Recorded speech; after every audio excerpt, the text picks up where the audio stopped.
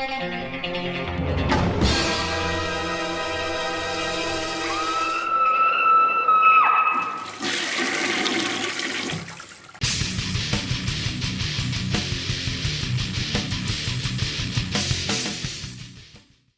up, motherfuckers?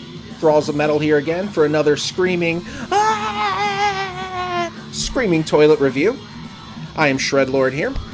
This time we are reviewing Mudface's Awaken to a Different Sun, released on Artgate Records. Now you may ask yourself, what is Mudface? It's when you listen to too much Mudvayne, too much Berberdangs, and you get mud all over your face. Nah, I kid. But seriously, that's what Mudface is. Look it up, for real. I'm serious. But anyway, let's go ahead and get right into this album. They are a San Francisco area band. They were formed in 2005, and this particular album had only 5 tracks on it.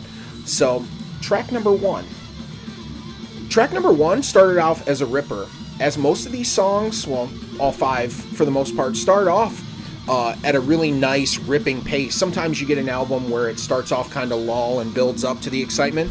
A lot of these tracks just start kicking ass right from the beginning, so I thought that was pretty cool. The one thing I could tell right away, though, is it had, at times, like the choruses and stuff, had more of like a commercial rock, commercial metal kind of feel, a la Breaking Benjamin, 3 Days Grace, that kind of a vibe to me personally. Not necessarily my cup of tea, but I could definitely tell it was there.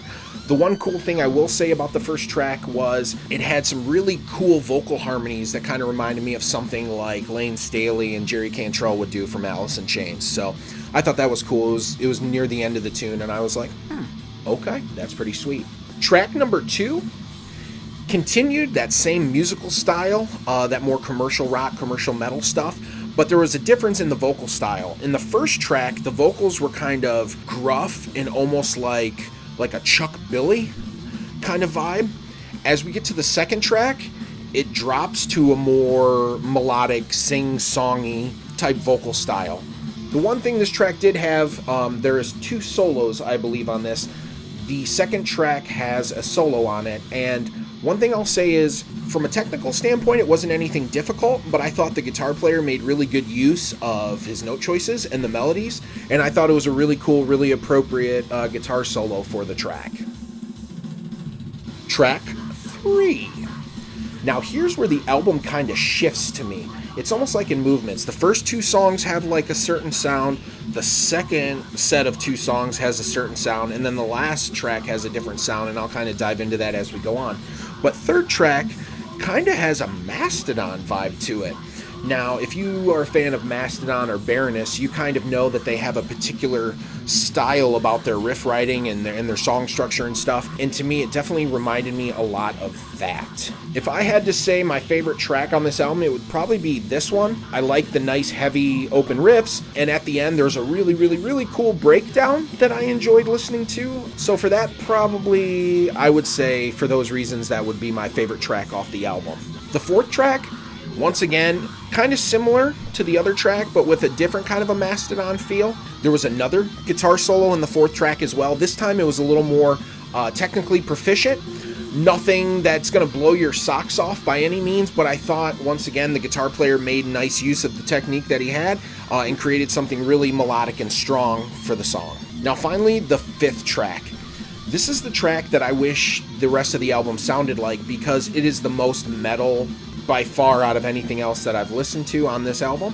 It's very aggressive, very fast, very heavy, and I once again wish that there was more of this on this album, as opposed to